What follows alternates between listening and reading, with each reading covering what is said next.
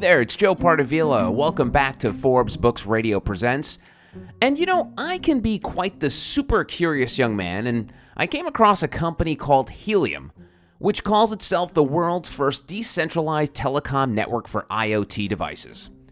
Now, I have absolutely no idea what that means, so I reached out to one of the big shots at Helium, Frank Mong. He's their chief operating officer. Hey there, Frank. How you doing? Joe, I'm well. How are you? I'm doing very well, so help me out here. Frank, Helium is the world's first peer-to-peer wireless network owned and operated by consumers. What does that mean? It's a mouthful of lots of acronyms and terms in tech. And so let me try to give you the 30,000 foot level so that all your listeners can understand what we're trying to do. Helium started 7 years ago by Sean Fanning and Amir Halim. And Sean Fanning, for those that don't know, is the founder of Napster. Yeah, I'm old enough to remember that name. Sharing. Yes. Peer-to-peer, sharing music with each other, etc. He essentially took that idea and said, you know what? Little devices, little Internet of Things devices need access to the internet in a very cheap, low-cost way that's ubiquitous. So what is an Internet of Things device? It's not your smart refrigerator at home. We're not talking about the Ring doorbell that's attached to the front door. We're talking about little devices like temperature, air quality, even like a dog tracker or a pet tracker of some type. When you're outdoors and you want to connect to the internet and you're not in your office or home, there isn't a way to do it unless you're willing to pay for your cell phone bill, right? You rely on that cell phone. You and I both have either an iPhone or Android phone. Most people do.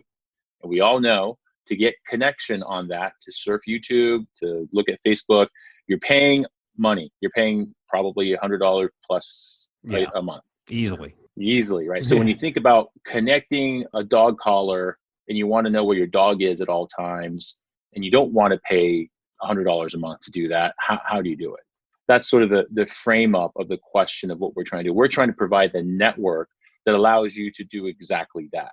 Connect dog collars, air quality sensors to this new network called the Helium network without paying that cell bill, not using cellular. And so what is different from Helium and your basic Wi-Fi? Two things. One, Helium is using something called LoRaWAN. That's another very technical term. That essentially is a unlicensed spectrum in the 900 megahertz range. It's a radio wave that you and I probably grew up with on those Panasonic cordless phones. Sure. That was 900 megahertz. Remember okay. That? Yeah. All right. I think a lot of people remember those days. Well, what we're doing is taking that kind of signal from that 900 megahertz that you remember from cordless phones way back in the day. And we've applied it to a network. We're building a network. And we're using that signal, that radio wave, because that thing can go for miles. Meaning, if you had a Helium hotspot in your home and that hotspot was connected to your Wi-Fi, you're essentially able to extend that Wi-Fi coverage by up to 20 miles. Wow. It's insane. Right. Now, the catch with that is it's very, very small amounts of bandwidth. We're not talking about someone using Google or watch YouTube videos from 20 miles away using your Wi-Fi. That's not going to happen. Right. You can't stream Netflix on Helium. No. And physics prevent that. We're using, again, that radio wave, right, that our cordless phones used. Now, we get long range, very small bits of data. We're talking like so small, 20 bytes to 24 kilobytes. What does that mean for most people? It's like the modems we used to use, dial-up modems, the early days, slow as hell, all right? Mm-hmm. However, slow as hell, bad for YouTube, but great for dog collars because your dog can go for miles away, and you can use this technology where the dog collar is going to talk on this 900 megahertz LoRaWAN. Our Helium hotspots will actually hear it from miles away and provide that data back to the owner of the dog, so the owner of the dog can go, oh, this is where Spot is. Interesting. So in a way, you're enabling devices without it having to use, say, like you said, your phone connection or even your Wi-Fi connection at home. It's a connector. And so you mentioned the word Helium hotspots. Now those enable what you call a people's network. How do you do that? What we had to do is this, right? I kind of talked about the problem statement. How do you get a dog collar to connect to the internet without using cellular? How do you do that? Well, the unfortunate thing here is you got to create a network. Someone has to. Yeah. And of course, that's sort of, we sat around as a company, as a group, and we said, all right, how do we do this? So about 2 years ago, we're sitting around going, well, how do we build a network? We're not AT&T, we're not Verizon. We don't have billions of dollars. We're well-funded venture company, but we're still a small startup, right? How do we do this? Well, this crazy idea, someone called it a zany idea, said, hey, let's build a blockchain. A blockchain, for those that don't know, is like Bitcoin. Yeah. Bitcoin is probably something that everyone's heard of in the last 3 years. It's gone very, very mainstream. We thought, what if we could put Bitcoin into our hotspot? Well, that's a bad idea. Bitcoin uses a lot of power, a lot of processing. Our Helium hotspots are built for consumers to look like Apple TVs, so probably not a good idea. So how do we do that then? Well, then our engineers, who are a bunch of smart guys, said, let's go build our own blockchain. Basically, let's go build our own energy efficient blockchain that solves this problem, meaning it incentivizes individuals and consumers, friends and family and neighbors, to go buy these Helium hotspots, plug them into their Wi-Fi router, and start at first mining the cryptocurrency Helium, HNT. So that Helium hotspot that we created has two purposes now.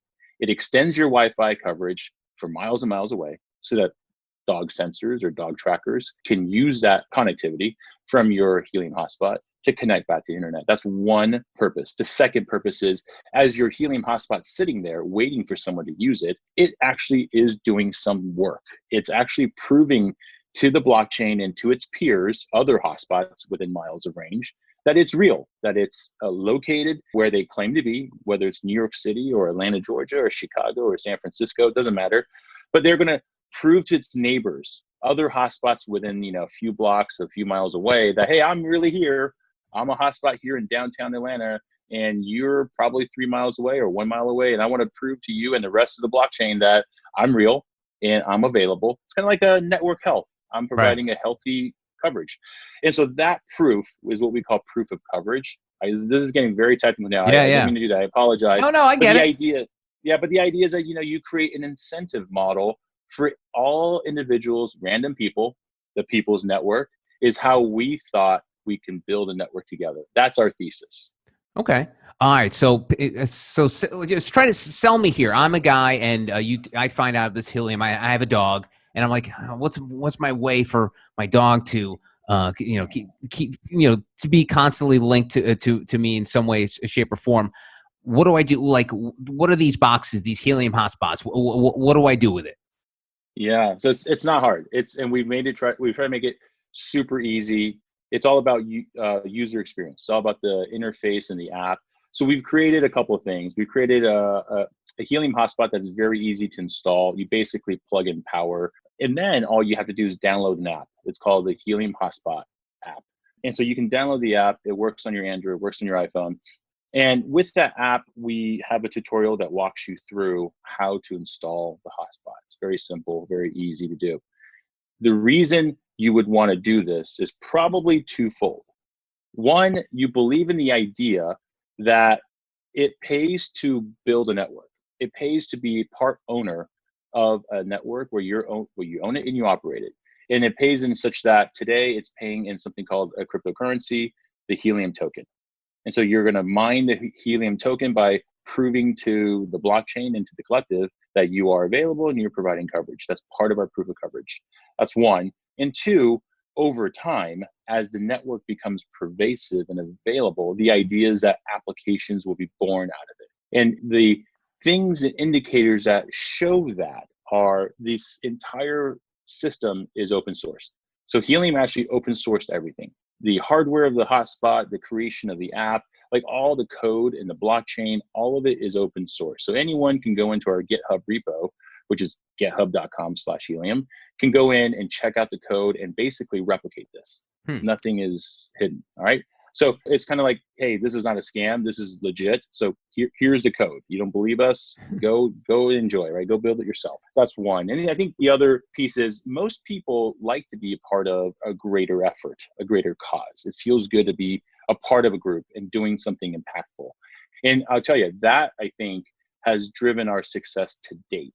As of October 2019, when we first started shipping Helium hotspots, we sold out by the end of December of our first batch. We're right now creating our second batch so we can ship more. And we're created a network in now over 745 cities in the United States. We're in Wow. all 50 states. As of October 2019 to today, we have a national network for little IoT things now. So our thesis is real. And it's all based Yeah. off this premise of, hey, if you participate and you join, you get to mine this cryptocurrency called HNT. So, without sounding crude, how much do one of these Yeah. hotspots cost? So the MSRP was $495. Because we're on a wait list situation where we're basically managing our supply chain. The hotspots are built, by the way, they're in China. It's a very difficult task to actually get them from China physically to the United States now Hmm. because of all the things that's happening with Sure. COVID-19. And so it's been very hard to get them here in mass bulk. And so we're trying to figure that out. Because of the success of selling helium hotspots, we've actually expanded our market into Canada. So we're selling in US and Canada today. And so that's something you can do on helium.com, and you can order your hotspot. All right, you brought up COVID-19. I wasn't going to do it, but since you mention it, a lot of people are very suspicious of technology. I'm sure you've heard the stories about them burning down 5G towers because they thought that 5G had something to do with COVID-19. Obviously, not true. But now you bring in this new device. How do you sell a device like this to someone who's super suspicious about what you guys are doing in Silicon Valley? And people don't have like an Alexa device because they don't trust Amazon hearing all Right. their conversations at home. How do you sway the concerns of people about bringing in this device to their home? It's not easy. It's actually very difficult. Now, I'll kind of give you some basic stats so that your listeners can understand the security aspect of what we do. All of our technology, the Helium Hotspot, and like the dog collar or whatever it is that's going to connect, everything is first of all encrypted at the chip level. So the hardware is encrypted, and that encryption scheme is using the most structured and complicated encryption that's available to us in the United States, military grade kind of encryption. That's there in the device itself. So that protects the device and it protects the data on the devices to the Helium Hotspot, to the internet. That's one. The other thing is we've actually locked the Helium Hotspot down in such a way that really no one on the internet is going to come and try to knock on the door of a Helium Hotspot. It's only little devices out there using this thing called a radio wave.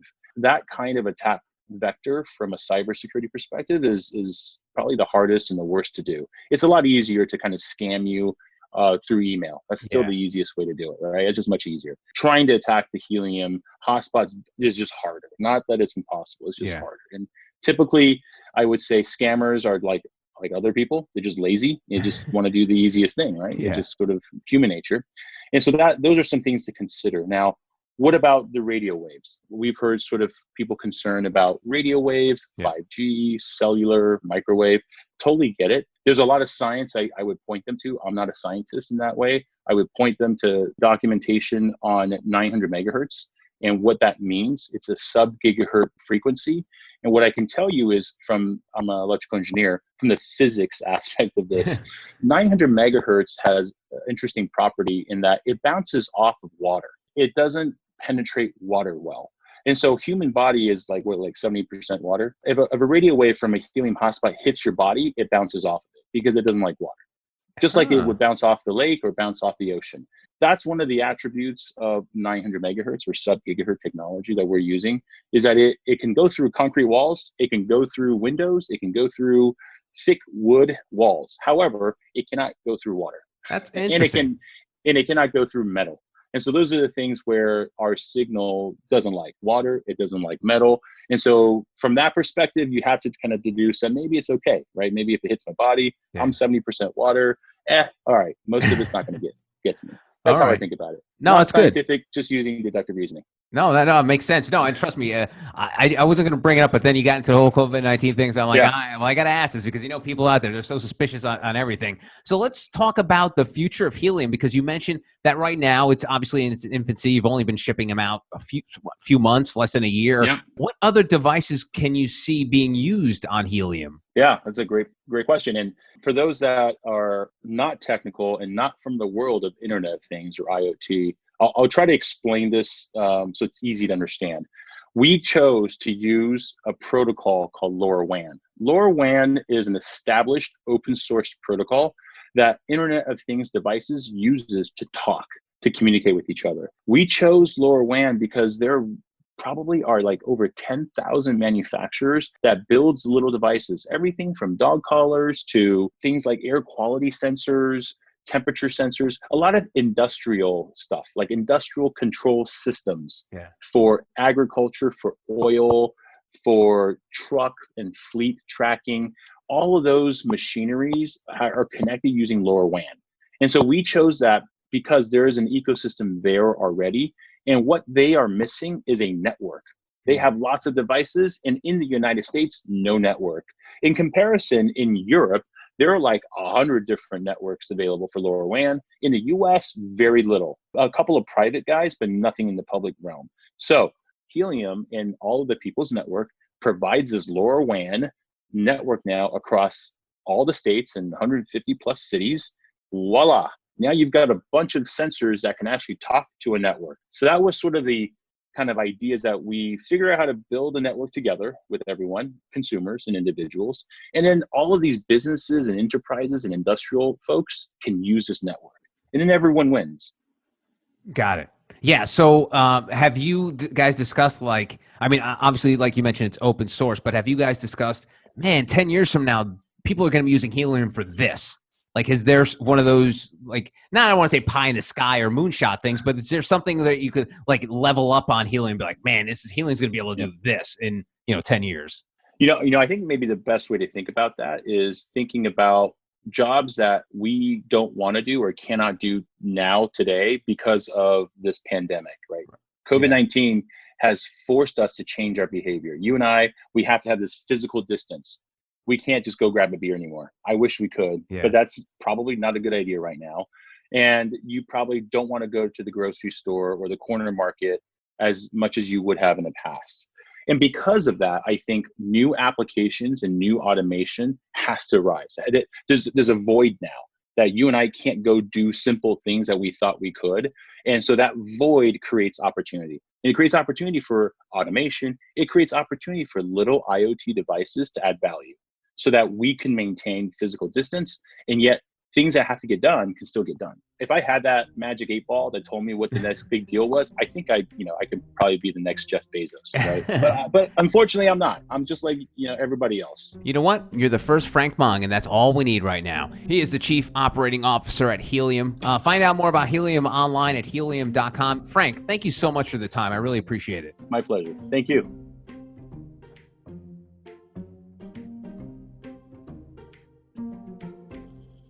This has been a production of Forbes Books Radio. Find out more at forbesbooksradio.com.